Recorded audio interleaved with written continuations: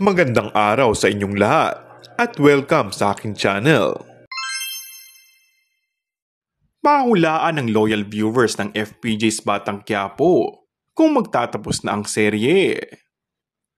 Ang narinig naming kwento ay puwera ang major cast sa programa ni Coco Martin ay tig-2 linggo na lang lahat ng guests para mabigyan ng pagkakataon ng iba pang guests na aktor, direktor at producer bilang tulong nito sa kanila.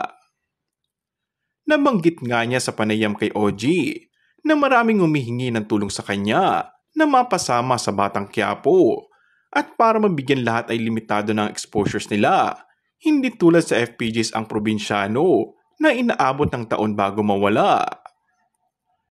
Natanong ni MJ Felipe ng ABS-CBN News si Coco tungkol sa mga hindi inaasahang pagkawala ng ilang malalaking karakter sa Batang Quiapo. Yun talaga yung flow ng kwento. Kumbaga hinug na siya. Gusto ko kahit December o kahit ano yung okasyon. Gusto ko dire-diretso kasi buo yung kwento. Kasi ang dami naming interesting characters na dapat bigyan ng kwento. Paliwanag ni Coco alias Tanggol.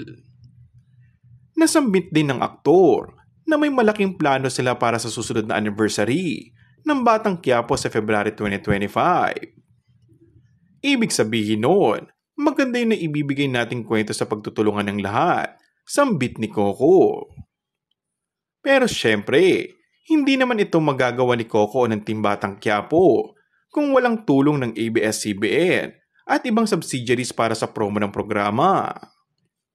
In fairness, walang prangkisa ang ABS-CBN, pero ang lakas-lakas ng FPJ's Batang Quiapo mula sa Luzon, Visayas at sa Mindanao. Kung bago ka lang sa aking channel ay mag-subscribe at pindutin na rin ang notification bell. Maraming salamat!